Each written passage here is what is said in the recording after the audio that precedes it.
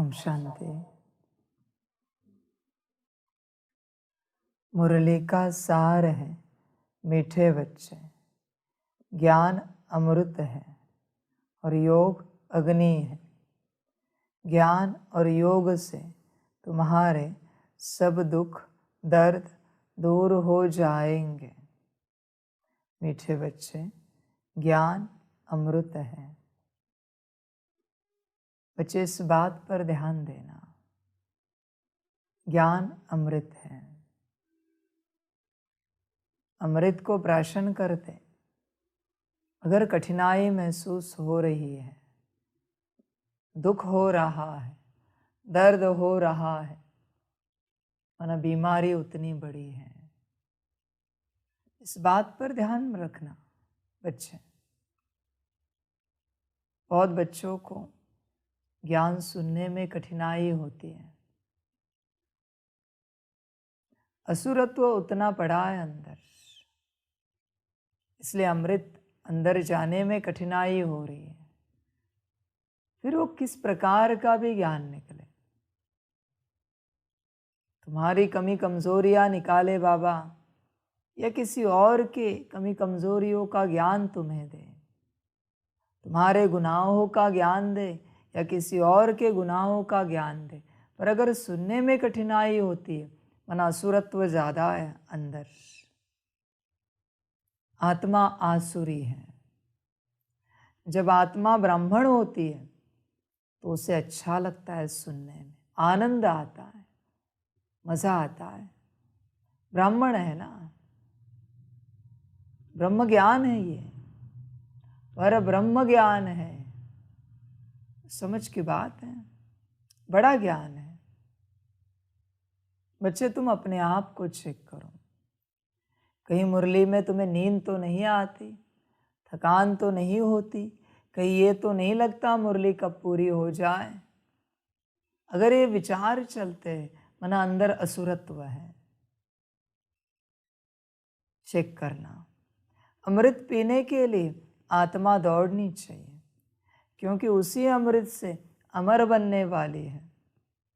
अमरता है 5000 साल की, मर्जी तुम्हारी कितने वर्षों की अमरता लेनी है, पर अमरता मिलेगी इसी ज्ञान से, अमरत्व मिलेगा इसी ज्ञान से। इसी ज्ञान से असुरत्व समाप्त हो जाएगा। समझ की बातें सभी बच्चे नहीं समझ पाएंगे। जो परवश है, देह अभिमान में है, उन्हें नहीं समझ में आएगा। इसलिए बाप को भी ऐसे बच्चों के सामने बैठना अच्छा लगता है, जो बच्चे नाच रहे हो ज्ञान के लिए, उड़ रहे हो हवा में, अंदर गीत चल रहा है बाबा बाबा का, मेरा बाबा का। ऐसे बच्चों के सम्मुख अमृत का दान करना, पान कराना, प्राशन कराना अच्छा लगता है। बाकी सभा में एक भी असुरत्व वाला बैठा है जिसे कठिन लगता है, तो बाप को ज्ञान देना कठिन लगता है कि ना दे। कभी कभी विचार चलता है, फिर ऐसी कैसी सभा मिली मुझे, मेरा कोई भाग्य नहीं है, मेरा कोई दुर्भाग्य भी नहीं है। फिर भी विचार चलता है, ऐसी कैसी सभा मिली जो मुझे सुनने के लिए तैयार नहीं है, जिसे आनंद नहीं आता मुझे सुनने में, कठिनाई होती है। समझ जाए, समझ की बात है। बच्चे, इस बात पर ध्यान देना, जिन वचनों को सुनने में तुम्हें कठिनाई लगी, मेरे वचन हैं ड्रामा के, अगले कल्प में उन वचनों को सुनने के लिए तुम मेरे सम्मुख नहीं होंगे। मेरे वचन है, जिन वचनों को सुनने में कठिनाई लगी, ना, उतने पार्ट डिलीट, उतने मोमेंट्स डिलीट। ड्रामा के वचन है, बाप के वचन सुनने में कठिनाई लगी, समझ की बात है। बच्चे किसी स्थान पर गए तुम, जितनी भी यात्रा है, उस यात्रा में अगर तुम्हें एक बार भी कठिनाई लगी तो वो पल निकाला जाएगा तुम्हारा अगले कल्प में, पर उस एक पल से तुम ही निकले जाओगे। वचन ध्यान में रखना। आज से सुधर सकते हो तो सुधरो, पल को मिस होने नहीं दो, उस पल को पकड़ के रखो, वरना परिणाम भयंकर है बच्चे, अति भयानक परिणाम है। ये घर ऐसा है तुम्हारे ड्रामा का पार्ट का, इसकी एक ईंट भी निकाली घर गिर जाएगा, इसलिए संभल कर चलना। फिर ये नहीं कहना बाबा घर कैसे गिर गया, मैंने सूत्र बता दिया। बच्चे तुम्हें एक ईंट पसंद नहीं आई और वो तुमने निकाल दी, घर गिर गया, मैं कुछ नहीं कर सकता। हर एक ईंट इंपॉर्टेंट है। जिस ईंट के लिए तुम नाराज हो गए वो ईंट निकल गई, ईंट निकल गई, घर गिर गया, पाठ समाप्त।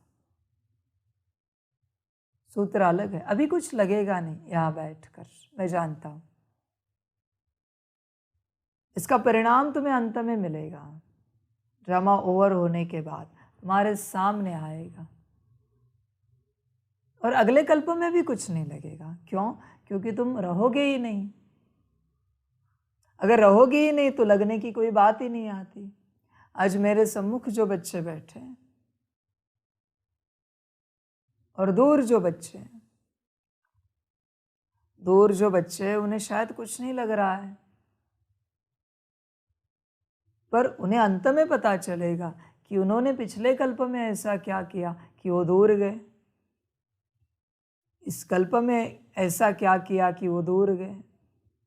वैसी बात है बच्चे। इसलिए बच्चे ज्ञान को प्राशन करो, अमृत है ये, इसका एक अक्षर भी चूके नहीं, एक अक्षर भी। बच्चे एक अक्षर चूकना भी बड़ा महंगा हो सकता है, मैं बस समझा रहा हूं। मर्जी तुम्हारी, तुम मालिक हो। तो ज्ञान अमृत है, इसी से अमरत्व प्राप्त होता है। इस ज्ञान पर ध्यान देना। किसके वचन है,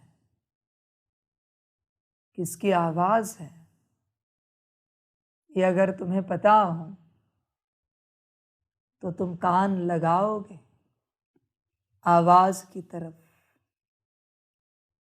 आंखें उसे ताकती रहेगी जो बात कर रहा है। वो जब तक बैठा है तब तक तुम बैठोगे, उठ के नहीं जाओगे। कोई उठता नहीं, पर उसकी सभा से उठ के जाना उसका अपमान है। अगले कल्प में उस सभा में नहीं होंगे तुम बच्चे। मैं अभी तुम्हें समझानी दे रहा हूं ताकि ये ना लगे बाबा ने समझानी नहीं दी।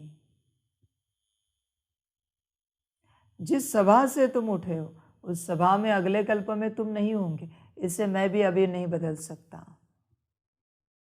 ये हो चुका है और उसकी सजा भी मिलेगी ऊपर। यहाँ का भी भाग्य गया, ऊपर सजा भी है और अगले कल्प का नुकसान भी है।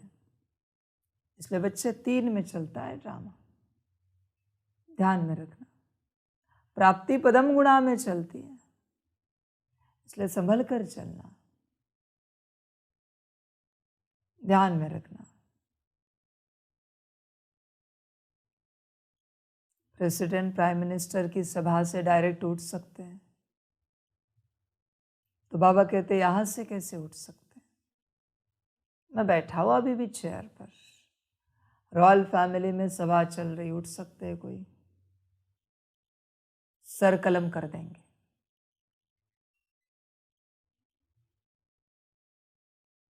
समझकर चलो बच्चे, तुम्हारे भाग्य की बात है। अंत में हिसाब देगा धर्मराज, मैं कुछ नहीं कर पाऊंगा, मेरे हाथ में कुछ नहीं, मैं बस ज्ञान दे रहा हूं निमित्त मात्र, और कुछ भी नहीं। जैसे ड्रामा दिलवा रहा है वैसे दे रहा हूं, लेते जाओ। एक एक अक्षर उद्धार करेगा, एक एक अक्षर कितने बीमारियों को दूर करेगा तुम भी नहीं जानते। इसलिए बच्चे, ज्ञान अमृत पर ध्यान दो, और योग अग्नि है, योग अग्नि है, उसे सदा प्रज्वलित रखना, याद कायम रहे बच्चे, याद कभी ना भूले। एक बार तुम सांस लेना भूल जाओ, मंजूर है, पर याद ना भूले। एक बार तुम अन्न खाना भूल जाओ, मंजूर है, पर याद ना भूले। एक बार तुम नींद करना भूल जाओ, पर याद कभी ना भूले। ध्यान में रखना, तुम जो कुछ कर रहे हो ये सब ये बाहर ही है, शरीर के लिए, याद आत्मा के लिए।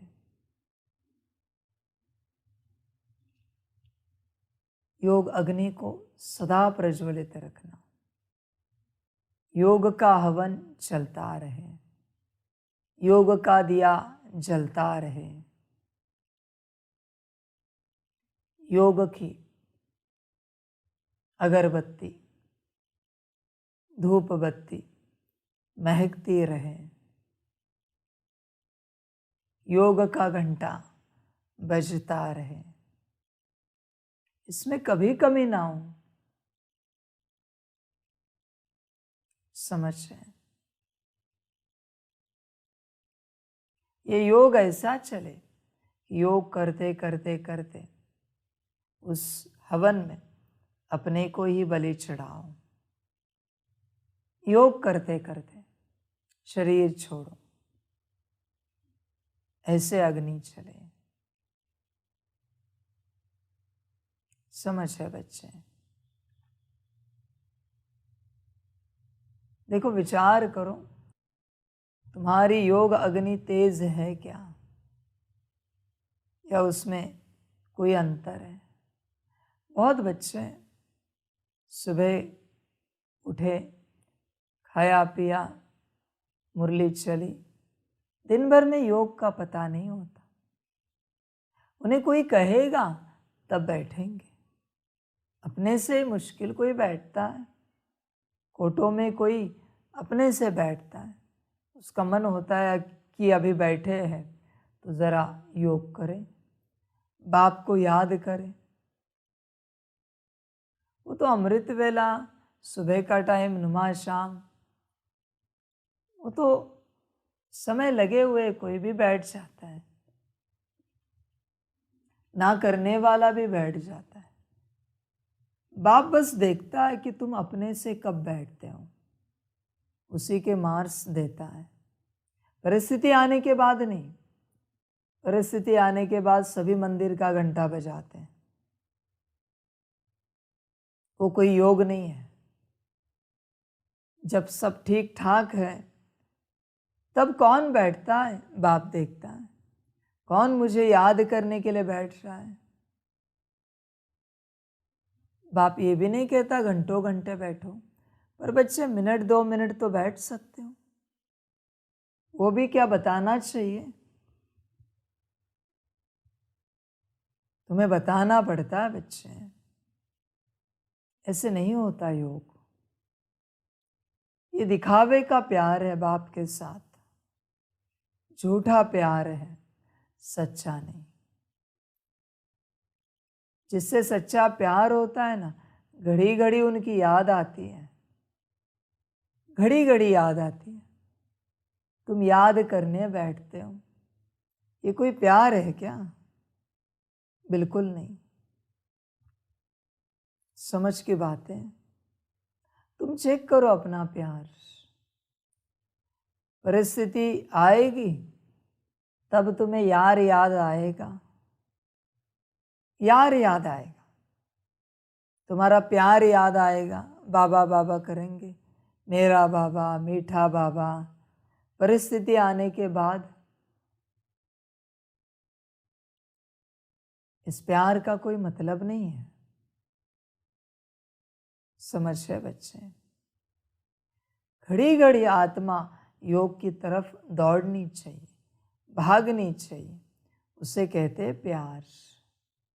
बिना कहे, कहना ना पड़े, बिना कहे। बच्चे, एक समय पर तुम्हें प्यास लगती है, भूख लगती है, नींद आती है। वैसे बाप की याद नहीं आती तुम्हें एक समय पर? अरे इतना समय हुआ, बाप को याद नहीं किया। नहीं लगता बच्चे तुम्हें कभी? चेक करो अपने आप को।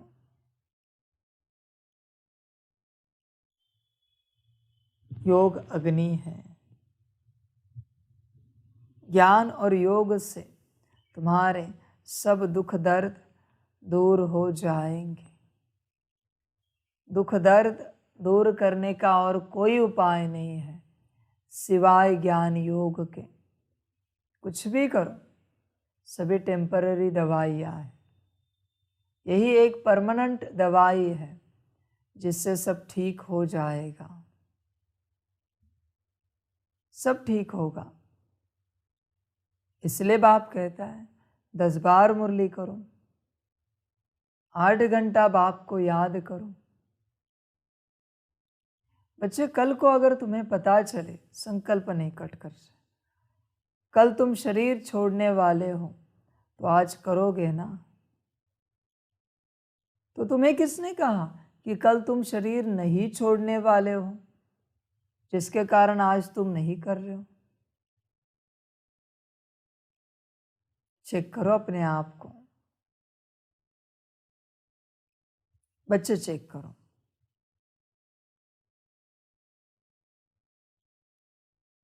ज्ञान और योग इम्पोर्टेंट है, इसी से जीवन बनेगी और कोई उपाय नहीं है जीवन बनाने का। ध्यान देना बच्चे इस बात पर, ध्यान देना। प्रश्न है, कौन सा रस ज्ञान से प्राप्त होता है, भक्ति से नहीं? उत्तर है जीवन मुक्ति का रस। भक्ति से किसी को भी जीवन मुक्ति का रस नहीं मिल सकता। बाप जब आते हैं तो बच्चों को जो डायरेक्शन देते वही ज्ञान है। उसी पर चलने से स्वर्ग की राजाई मिल जाती है। समझे बच्चे? कौन से ज्ञान की तुम राह देख रहे हो? बाप जब आते हैं और बच्चों को डायरेक्शन देते हैं, वही तो ज्ञान है। बाकी कौन से ज्ञान की राह देख रहे हो, प्रतीक्षा कर रहे हो? कभी बाप बच्चे को कहता है, बच्चे कुर्सी यहाँ लगाओ। वो कुर्सी वहां लगाने से तुम्हारा क्या उद्धार होगा तुम नहीं जानते, पर तुम कहते हो बच्चे यहाँ ठीक है बाबा, यहाँ ठीक है बाबा, वहां क्यों लगाए? ऐसी बात है, इसी में तुम नापास हो जाते हो। और कभी कभी लगा भी देते हो कुर्सी, पर दिल से नहीं लगाते। उसमें भी आधे पास आधे नापास हो गए। समझ की बात है। वो कहते ना उसे वर पास, वैसी बात हुई। और कोई लगाते ही नहीं, नापास हो गए। कोई है दिल से लगाते, फुल पास हो गए। बच्चे, तुम्हारी जो डायरेक्शन है, जो बाप दे रहा है तुम्हें, वही ज्ञान है। इससे अलग कोई ज्ञान नहीं है। बाप के मुख से निकलने वाला हर अक्षर ज्ञान है, हर महावाक्य ज्ञान है। तुम किस ज्ञान की राह देख रहे हो? समझ रहे? देखो बच्चे, ध्यान में रखना, अगर बाप को तुम्हें समझाना पड़े तो तुमसे बड़ा बदनसीब कोई नहीं। कोई नहीं। उपयोग नहीं ज्ञान में चलकर बच्चे, क्योंकि बाप को समझाना पड़ा तुम्हें।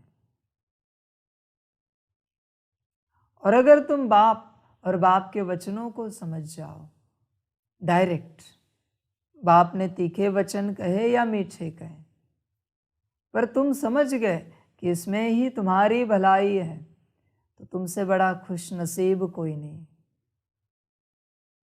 दिल को अगर दुख हुआ वचन सुनकर, बदनसीब हो। सुख मिला, खुश नसीब हो। किसी को इंजेक्शन लगाने से दुख होता है, बदनसीब है। कोई सुखी होता है, सोचता है अच्छा हुआ दवाई गई शरीर के अंदर, इतने से दर्द की क्या बात है, पर इतनी ऊंची दवाई गई शरीर के अंदर, अभी शरीर ठीक होगा।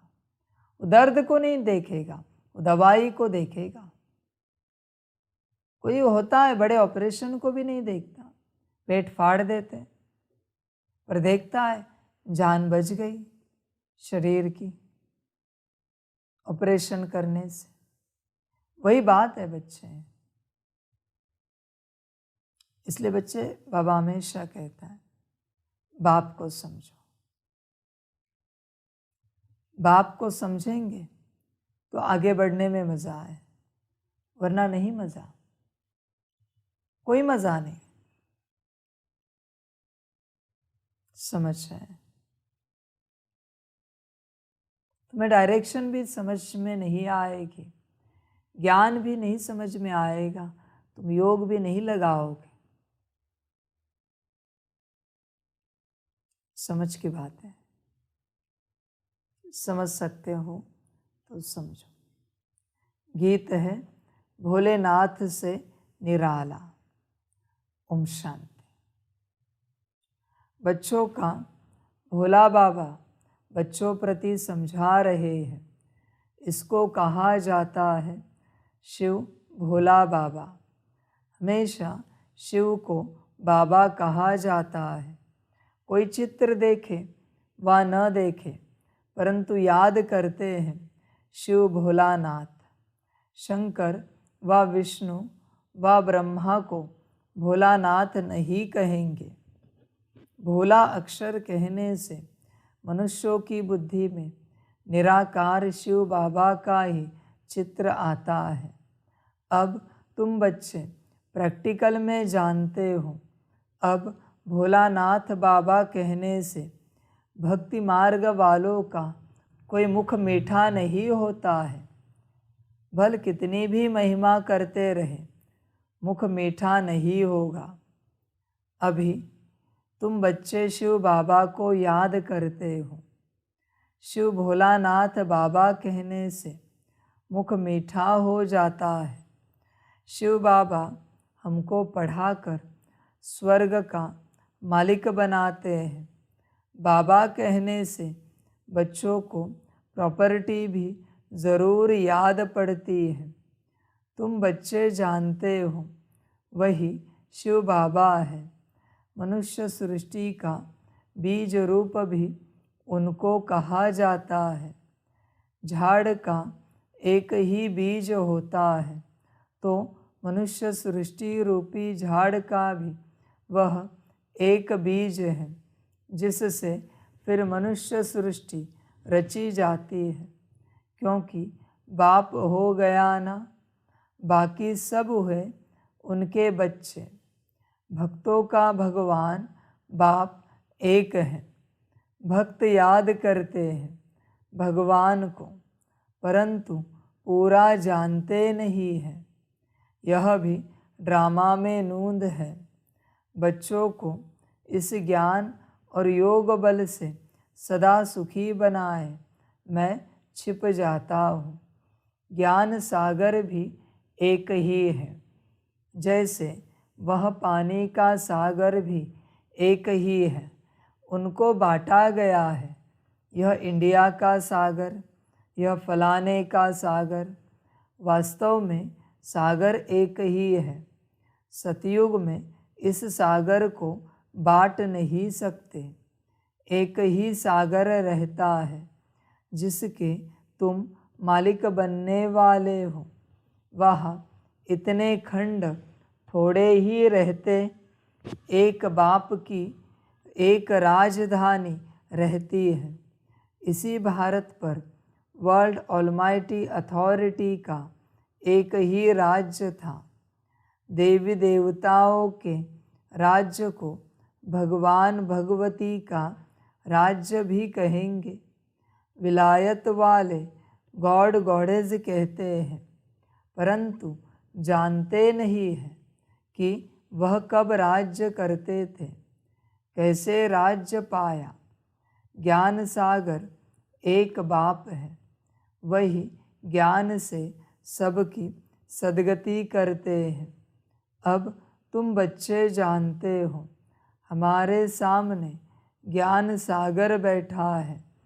उनसे ज्ञान गंगाएं निकल सारे विश्व को सद्गति देती है। इसको ज्ञान अमृत भी कहते हैं। अमृत शब्द से ही फिर पुजारी लोग चरण धोकर वह अमृत बनाए पीते हैं।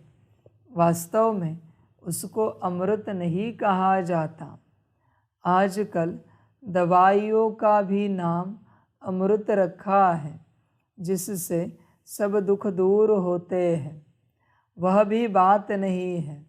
यह तो बाप बैठ बच्चों को योग सिखाते हैं। योग को अमृत नहीं कहा जाता। योग अग्नि से तुम्हारी सब बीमारियां 21 जन्मों के लिए दूर होंगी। इस जन्म की नहीं, इसमें तो अंत तक भोगते रहेंगे। यह है योग की बात। बाप कहते हैं, योग लगाओ तो तुम्हारी सब बीमारियां नष्ट होंगी, फिर कब बीमार होंगे ही नहीं। तुम पुरुषार्थ करते हो, बाप से हेल्थ वेल्थ लेने लिए, वहाँ कोई बीमारी होती नहीं। मैं तुमको ऐसे कर्म सिखलाता हूँ जो कभी बीमारी होगी ही नहीं। कहते हैं व्यास भगवान ने शास्त्र बनाए, परंतु यह तो सब ड्रामा में नूंद है। नाम पड़ गया है व्यास का। यह है बना बनाया ड्रामा। जो भी तुमने देखा वह सब ड्रामा में नूंद है। अनादि बना बनाया है, यह बदल नहीं सकता। भक्ति मार्ग द्वापर से प्रारंभ हो जाता है। भल कोई कितनी भी भक्ति करे, शास्त्र पढ़े, परंतु वापस नहीं जा सकता। सतो प्रधान से तमो प्रधान में ज़रूर आना है। इस कर्म क्षेत्र से बाहर कोई जा नहीं सकता। तुम जानते हो, हम सो सतो प्रधान थे, अब हम सो तमो प्रधान बने हैं। ड्रामा अनुसार बनना ही है। भक्ति मार्ग में रात शुरू हो अंधियारा हो जाता है। पहले इतना अंधियारा नहीं होता है जितना अभी है। रात को भी पहले सतो प्रधान फिर सतो रजो तमो कहा जाता है। धीरे धीरे कला कमती होते होते घोर अंधियारा हो जाता है। अभी सृष्टि पर बेहद का ग्रहण लगा है, एकदम घोर अंधियारा है। इस चंद्रमा की बात नहीं, यह सारे विश्व की बात है। रावण का ग्रहण लगा हुआ है। द्वापर से लेकर सारे विश्व को ग्रहण लगना शुरू होता है। थोड़ा थोड़ा लगता जाता है। 2500 वर्ष लगता है, जबकि अंत में भारत बिल्कुल ही काला हो जाता है। अभी है बिल्कुल घोर अंधियारा। घोर सोझरा अर्थात दिन बनाने वाला है बाप। पतित को पावन बनाने वाला है बाप। माया रावण फिर रात घोर अंधियारा बनाती है। भक्ति करते भगवान को याद करते ही आते हैं। भगवान भगवान को तो याद नहीं करेंगे। सर्वव्यापी के ज्ञान वालों को समझाना चाहिए, गॉड फादर इज़ वन। वह है मनुष्य सृष्टि का बीज रूप, बाकी सब है रचना। रचना की ऐसी महिमा कभी हो नहीं सकती। अगर कोई आत्मा सो परमात्मा कहे तो उनकी महिमा गाई नहीं जा सकती। गायन उस एक बाप का ही है।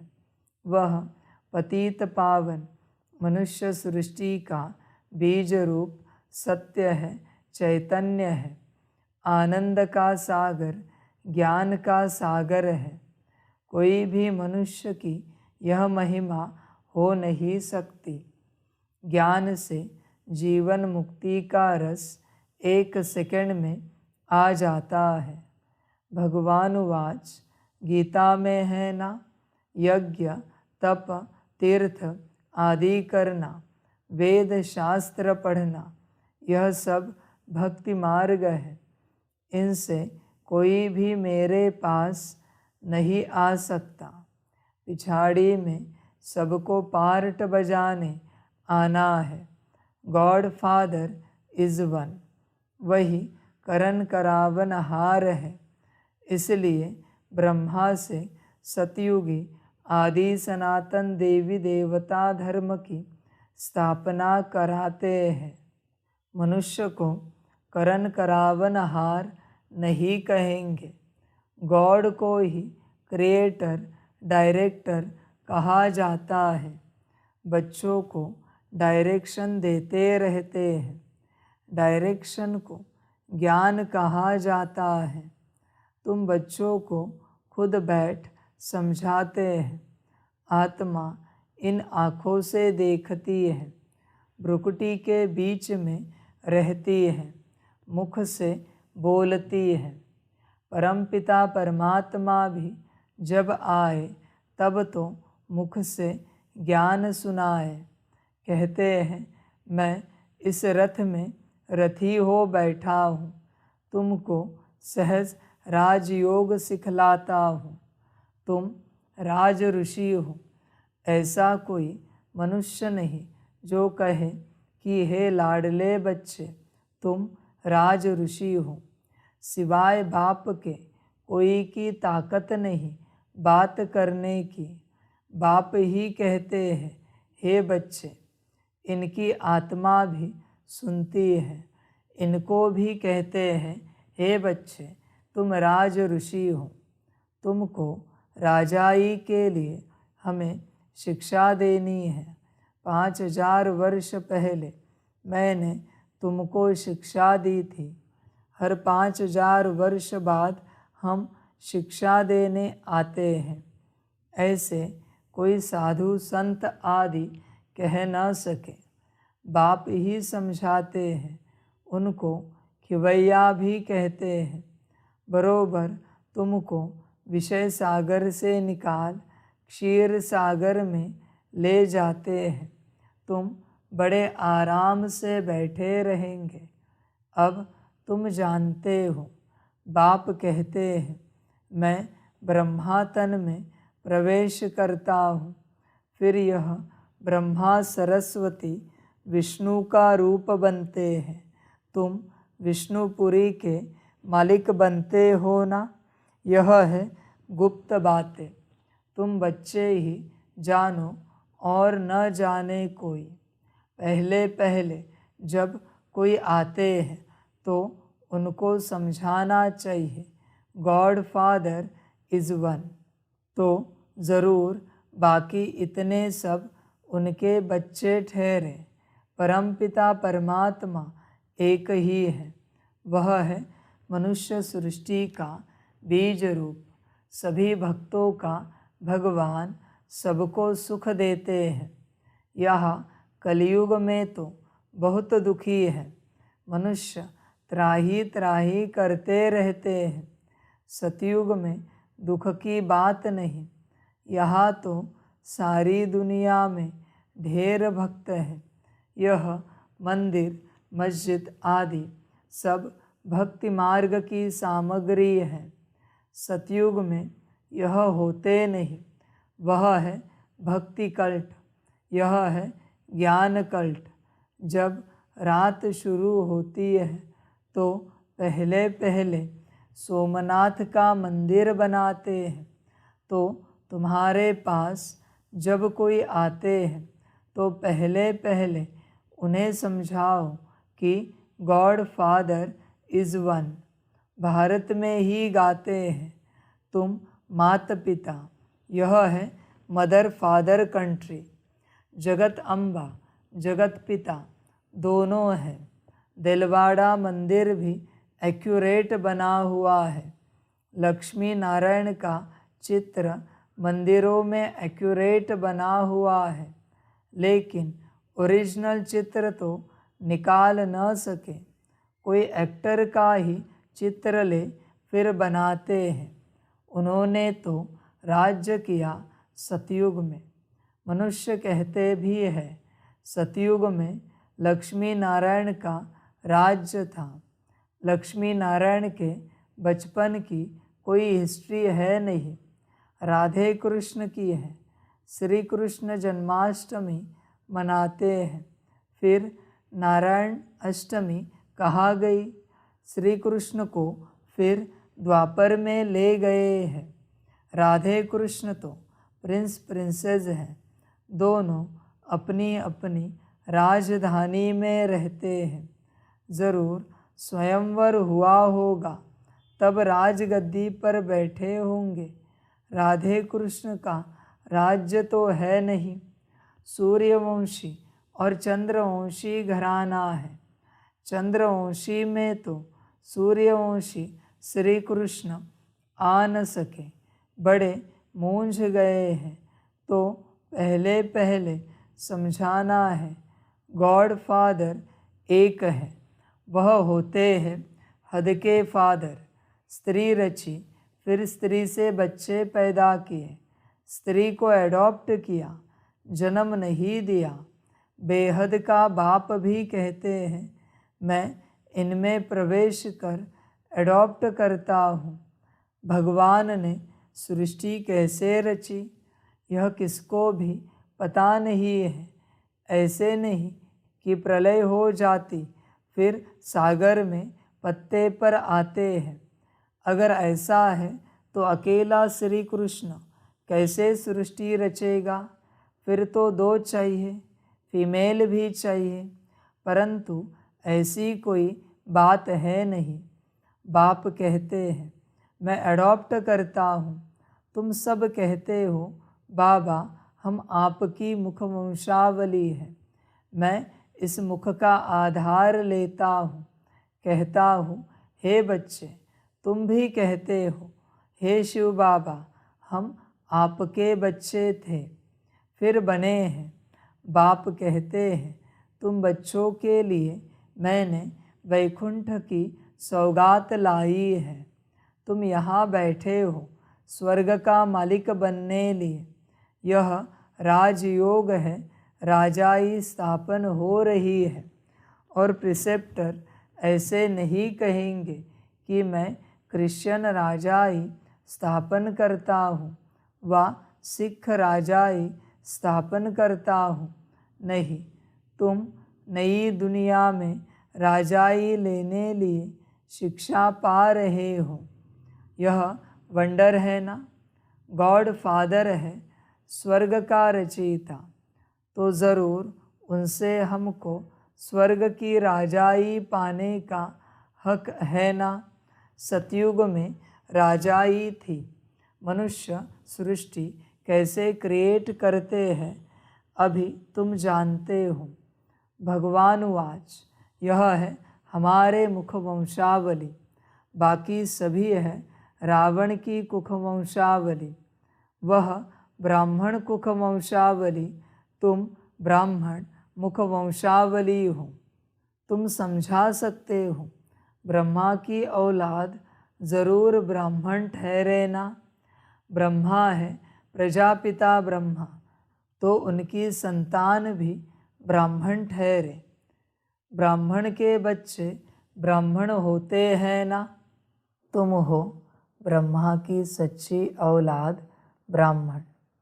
ब्राह्मण है सबसे ऊंच। ब्राह्मणों को चोटी में रखा जाता है।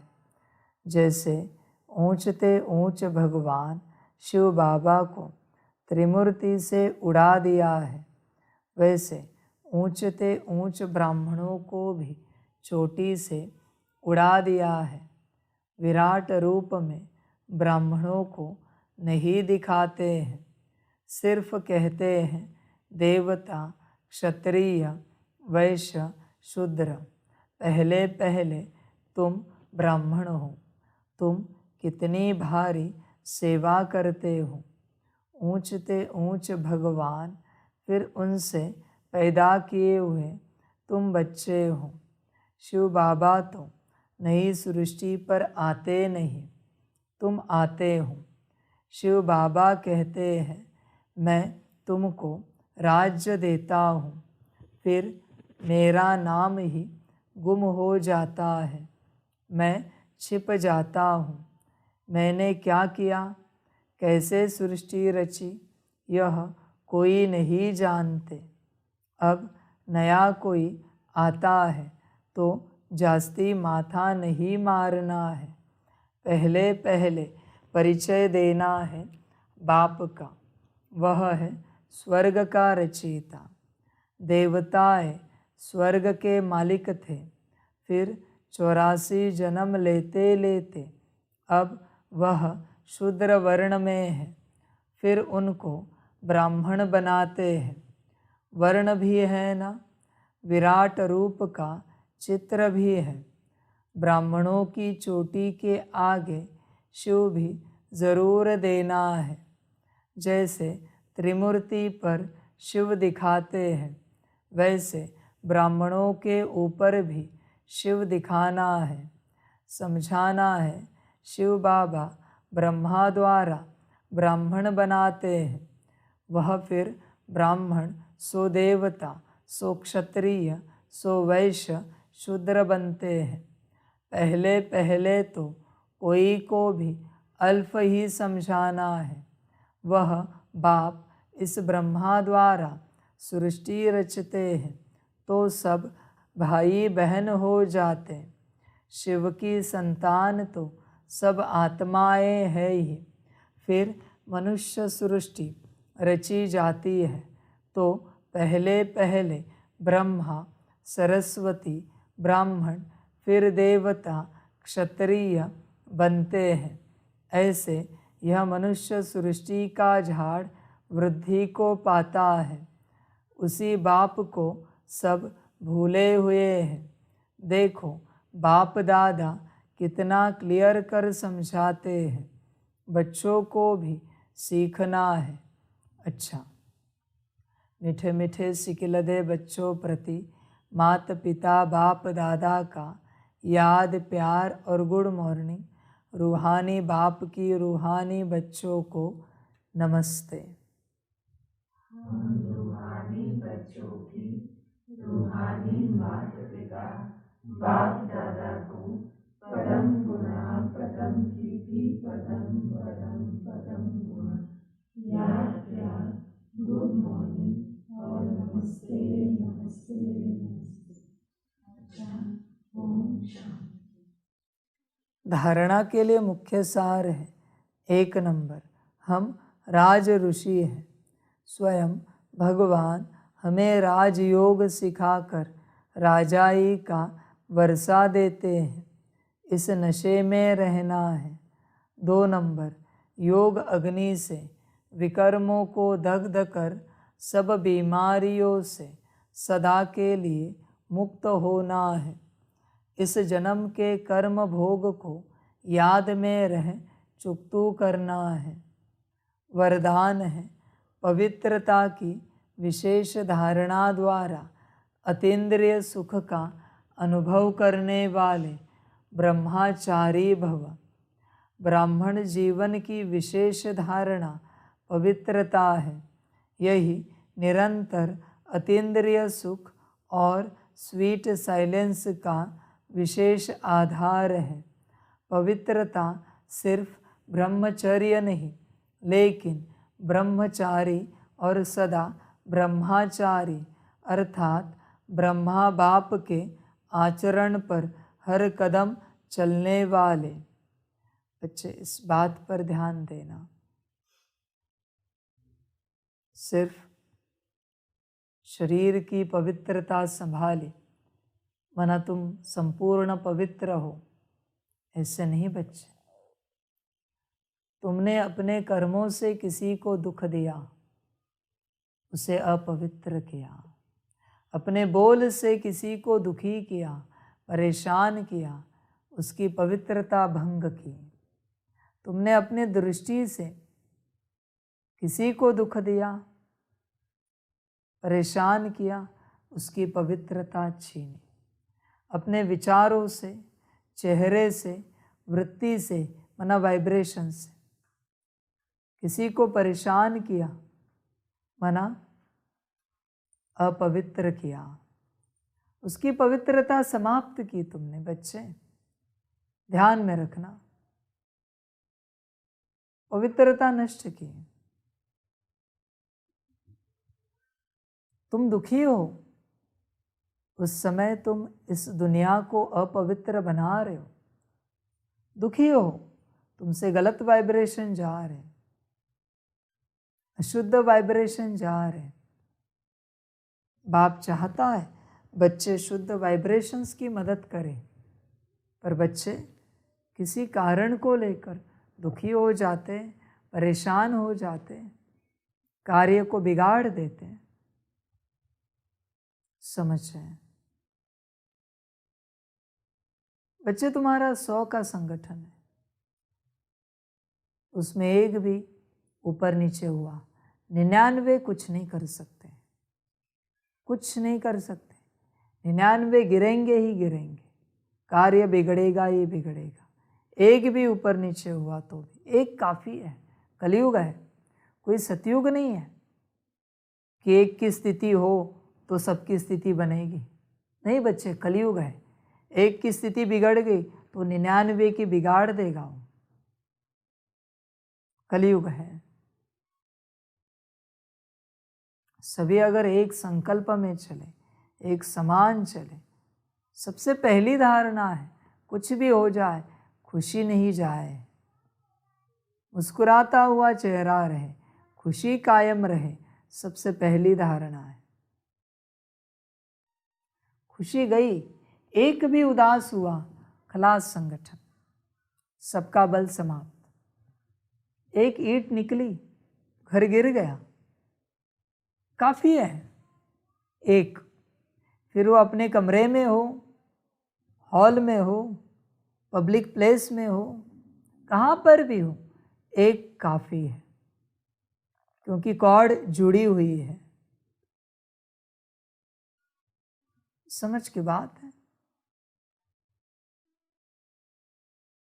कभी कोई दुखी होते दुनिया में, सबके सामने रो नहीं सकते, बाथरूम में जाके रोते हैं।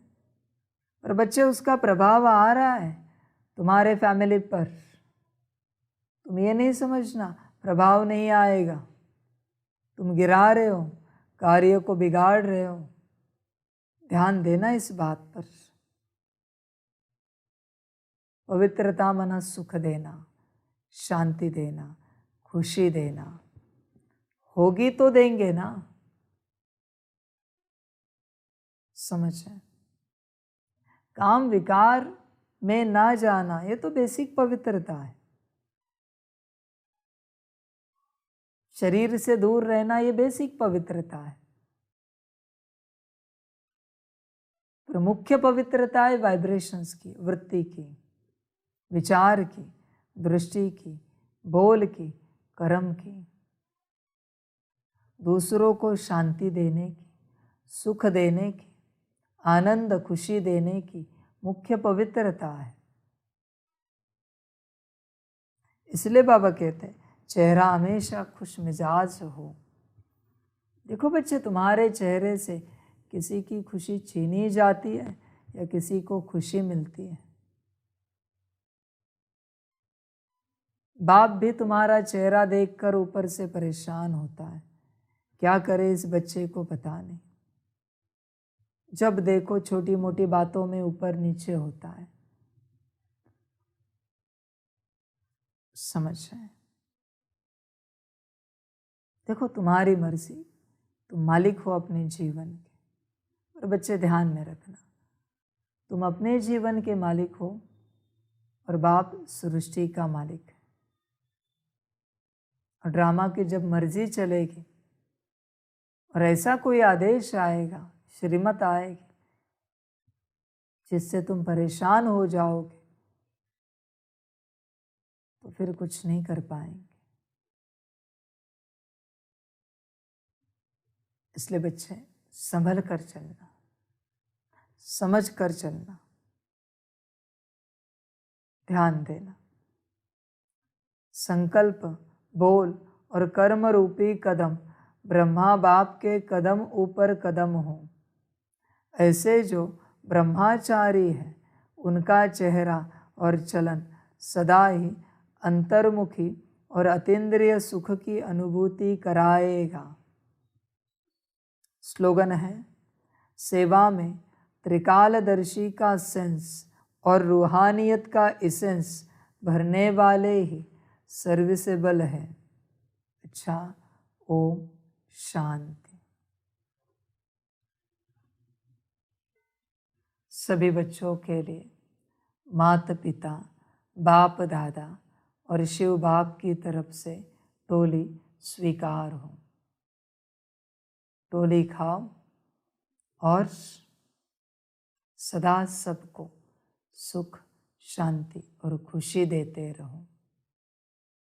अच्छा, ओम शांति।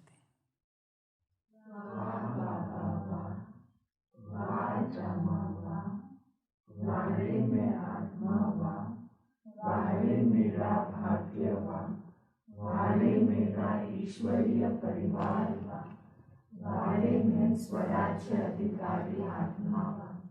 अच्छा, ओम शांति। मेरा बाबा, मीठा बाबा, प्यारा बाबा, परम गुणा, परम गुणा, परम गुणा। शुक्रिया बाबा, शुक्रिया बाबा, शुक्रिया। अच्छा, ओम शांति। ओम शांति।